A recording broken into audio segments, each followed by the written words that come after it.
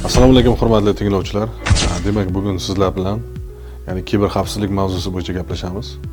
Kiber xavfsizlik o'zi nima degani? Bu nima uchun kerak? Hozirgi vaqtda kompaniyalar faoliyatida hamda kundalik hayotimizda kiber xavfsizlik masalasi juda katta o'rin tutmoqda. Kiber xavfsizlik bu tarmoqlar ma'lumotlarni, kiber hujumlardan saqlash uchun qaratilgan chora-tadbirlar majmuasi deb atasak ham bo'ladi. Hozirgi kunda butun dunyo bo'yicha kiber xavfsizlikda qanday muammolarga biz duch kelmoqdamiz?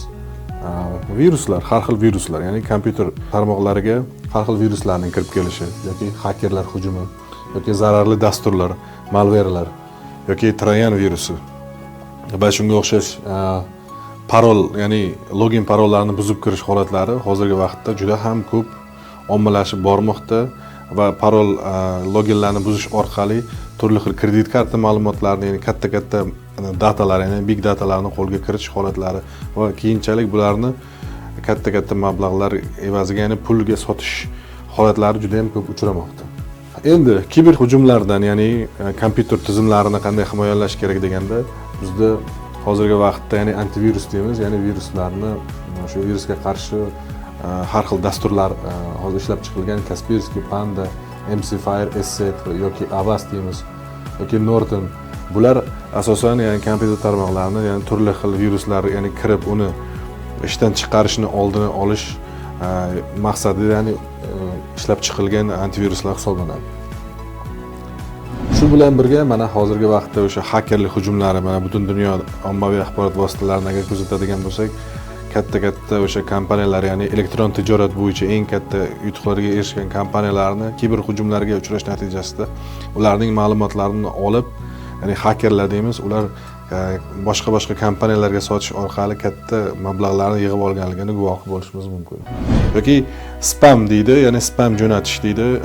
Sizning emailingizga yoki korxonaning katta emaillariga ular har xil spamlar jo'natib yoki qaysidir ma'lumotni to'ldirish yoki bu orqali sizning shaxsiy ma'lumotlaringizni o'g'irlash, karta ma'lumotlari va boshqa ma'lumotlaringizni o'g'irlash orqali katta o'sha rejalar tuzishadi va bularni amalga oshirib kelmoqda, kiber hujumlarning natijasida.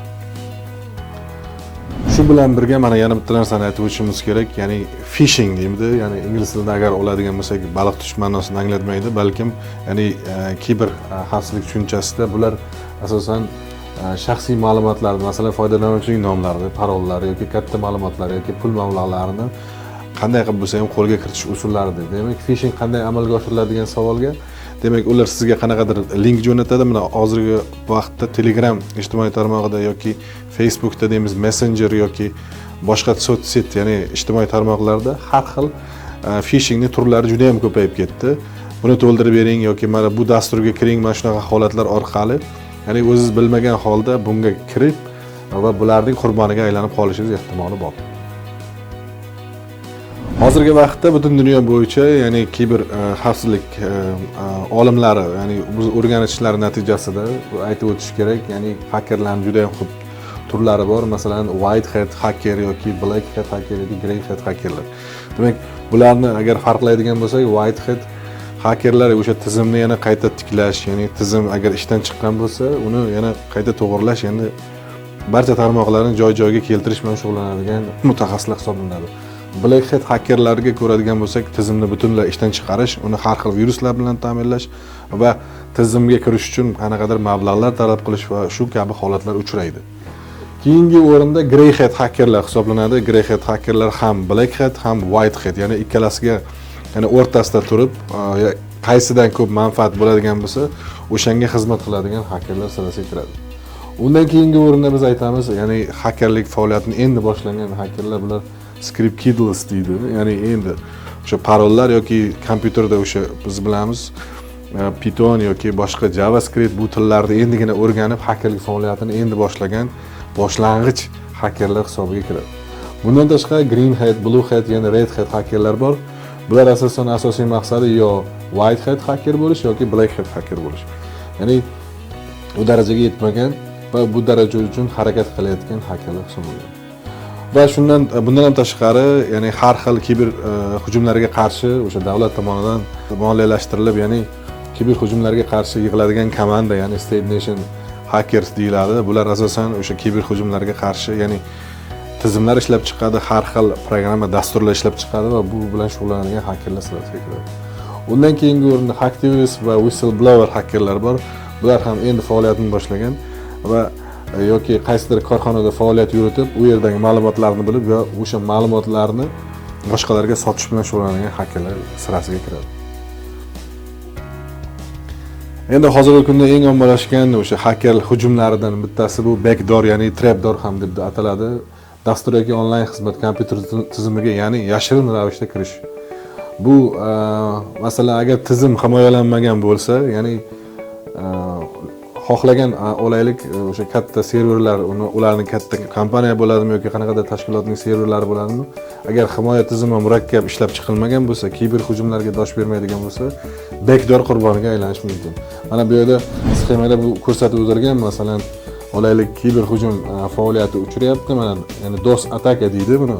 DOS atakaga uchragandan keyin mana asosiy maqsad o'sha serverdagi barcha ma'lumotlarni ko'chirib olish. Bu ma'lumotlarni olib va tizimni ishdan chiqarish. Yana hozirgi vaqtda yana ko'p uchraydigan holatlardan bittasi, ya'ni kriptovalyutalar o'sha kirib kelyapti. O'sha hozirgi vaqtda eng ko'p kriptovalyutaga ega odamlar soni yildan yilga ko'payib boryapti. O'sha kriptovalyuta saytlariga kirgan paytda, ya'ni bular harakat qilishni boshlaydi.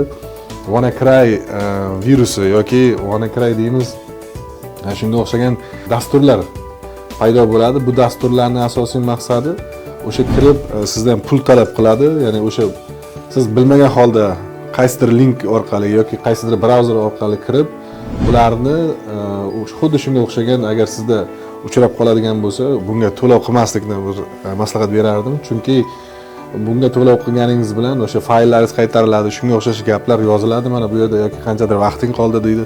Lekin afsuski hech qanaqa fayl qaytarilmaydi, faqat to'lov qilib ma'lumotlaringizni yo'qotganingiz qoladi. Keyingi vaqtda ya'ni ransom atakasi deydi, ya'ni ransom hujumlari natijasida masalan juda ham ko'p qurbonlar yoki katta tashkilotlar buni nimasiga qurboniga aylanib qolishmoqda, ya'ni kiber hujumiga.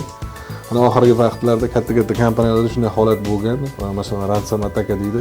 Bu ham xuddi phishing yoki spamming jo'natish orqali yoki bo'lmasa tizimni boya aytdik, backdoor yoki trapdoor orqali kirib, xuddi shunaqa hujum uyushtirib, sizdan katta miqdorda pul talab qiladi. Masalan, bu yerda mana ko'ribsiz, 3 kun vaqt qoldi, o'sha fayllarning yo'qolib ketishi mumkin yoki shunga o'xshash har xil uydirmalar yoki qo'rqitishlar orqali sizga shunaqa nimalar jo'natadi. Undan keyingi o'rinda, ya'ni biz hozirgi paytlarda turli xil botlar ko'payib ketdi. Mana kiber hujumlar natijasida agar oladigan bo'lsak, kiber hujum qanday taktika tutadi? Agar oladigan bo'lsak, u kichkinagina bitta bot yaratadi. Bu botni keyinchalik turli xil akkauntlarga, ya'ni Telegram Messenger yoki sotsiyetda har xil yoki spam ko'rinishda o'sha botlarni yaratadi. Bot oddiygina, siz o'ylaysiz, qanaqadir menga kerakli bo'lgan ma'lumot keldi deb uni ichiga kiritib o'z ma'lumotlaringizni kiritasiz yoki qanaqadir like bosishingiz orqali ham bu kiber hujumning qurboniga aylanishingiz mumkin. Ya'ni asosiy maqsad shu. Ya'ni sizdan barcha ma'lumotlarni olib olish. Xuddi shunaqa mana hozirgi vaqtda yana data breaches deymiz, ya'ni ma'lumotlarni sekin-sekinlik bilan o'g'irlab olish va bu ma'lumotlarni, ya'ni eng kerakli ma'lumotlar, qanaqa o'sha data deydi, ya'ni big data, eng katta ma'lumotlar bazasini o'g'irlab olish orqali bu bazalar yig'ib turilib va keyinchalik katta miqdorda sotish, ya'ni korxona ma'lumotlari yoki tashkilot faoliyati bo'yicha barcha ma'lumotlarni katta miqdorda sotish faoliyatiga kiradi. Xuddi shunaqa malware, phishing yoki boya aytib o'tdik, o'sha parollar, login parollarga ataka qilish mumkin yoki o'rtada turgan odam deb tarjima qilamiz, man in the middle deydi. Bu asosan kuzatuvchi sifatida asosan qatnashadi, ya'ni sizning asosiy laptop kompyuteringiz, o'rtada esa serverga ulangan barcha ma'lumotlaringiz turibdi va o'rtada qanaqa jarayon ketayotganini kuzatib turib, ancha vaqt kuzatgandan keyin barcha ma'lumotlarni o'g'irlashga harakat qiladigan odam hisoblanadi. Mana hozirgi vaqtda butun dunyo bo'yicha, ya'ni kiber xavfsizlik bo'yicha katta tashkilotlar o'z faoliyatini olib bormoqda. Masalan, olaylik Mindover Cyber deydi, Cyber Security va boshqa bu kabi eng katta tashkilotlar, ya'ni siz bilan, sizning kompaniyangiz yoki tashkilotingiz bilan hamkorlik aloqalarini o'rnatib, keyinchalik sizga o'sha kiber xavfsizlik masalasida, ya'ni sizning platformangizni himoyalash bo'yicha o'zining xizmatlarini ko'rsatib kelmoqda. Oxirgi paytlarda oladigan bo'lsak, 99-yilda Amerika o'sha Mudofaa vazirligi kiber hujumlarga ya'ni uchradi, ya'ni backdoor hujumi dedik, boya aytib o'tganimizdek. Undan keyin 2000-yilda oladigan bo'lsak, Yahoo eng katta kompaniyalar, Amazon yoki CNN, eBay va boshqa bular ham ya'ni dog atakalari. Dog ataka degani o'sha katta ma'lumotlar bazasini yo'qotdi, o'g'irlattirdi, ya'ni kiber hujumlar natijasida va keyinchalik boshqa shunday holatlar bo'ldi. 2017-yilda o'sha WannaCry deymiz yoki Facebookdagi bo'lgan holatlar, bular hammasi kiber hujumlarning natijasiga kiradi. Endi oxirgi paytlarda o'sha statistikasini oladigan bo'lsak, o'sha eng kiber xavfsizlik bo'yicha, ya'ni malware dedik, bo'lay zararli dasturlar orqali ko'p zarar yetgan, ya'ni tizimlarga zarar yetish holatlari ham ko'p uchraydi. O'sha Bangladesh, Aljer eng katta ko'rsatkichlarni ham egallab turibdi. Mana O'zbekiston bu yerda 14-23, ya'ni zararli dasturlar orqali o'sha kiber hujumlarga uchrash bo'yicha. Undan tashqari eng o'sha zararli dasturlar orqali hujumlarga kam uchragan davlatlar qatoriga masalan 1.34% masalan Yaponiya, Daniya va Ukraina o'sha davlatlari o'sha kirganligini bir ko'rishimiz mumkin. Yoki bo'lmasa, agar biz buni kiber xavfsizlik bo'yicha butun dunyoda o'sha hukumat miqyosida yoki sanoat miqyosida oladigan bo'lsak, ya'ni tezlik bilan rivojlanayotgan, ya'ni o'sha tezlikda o'sha kiber xavfsizlikka katta mablag' sarflanayotgan sohalarni ko'radigan bo'lsak, davlat va o'sha jamiyat sohasida telekommunikatsiya yoki sanoat sohasi, bank sohasi va bular yoki bo'lmasa shunga o'xshash boshqa sohalarni qamrab olayotganligini ko'rishimiz mumkin. Ya'ni kiber xavfsizlikka juda katta e'tibor berilyapti. O'zbekiston Respublikasida ham mana kiber xavfsizlik universiteti mana yaqinda o'z faoliyatini boshlaydi. Bu bo'yicha muhtaram prezidentimizning o'sha qarori ham ishlab chiqildi. Xo'p, endi oladigan bo'lsak, o'sha boshqa davlatlardan oxirgi paytlarda Oxford va Janubiy Uels universitetidan o'tkazilgan eng tadqiqotlarni ko'radigan bo'lsak, Rossiya dunyo bo'ylab kiber jinoyatlar manbai bo'yicha eng o'sha asosiy ko'rsatkichlarni egallab turadi. Bu tadqiqotning keyingi o'rinda Ukraina, Xitoy, AQSh va Nigeriyani qayd etganligini ko'rishimiz mumkin. Xuddi shunday holatlar Buyuk Britaniya, O'zbekiston, Gretsiya va boshqa davlatlarda ham uchraganligini va buning natijasida o'sha davlatga hamda korxona va tashkilotlarga katta moliyaviy zarar ko'rganligini biz ko'rishimiz mumkin. Mana hozirgi mana bu jonli ravishda olingan, ya'ni kiber hujumlarni butun dunyo o'sha xaritasi bo'yicha olingan tasvir hisoblanadi. Mana bu yerda o'sha qaysi davlatda o'sha kiber hujumlar o'sha vaqtda sodir bo'lyapti, turi qanaqa, asosiy maqsadi qanaqa, IP adresi, bular bo'yicha eng asosiy nimalar nazarda tutiladi, bu bo'yicha nima deydi, tasvirlar ko'rsatilgan.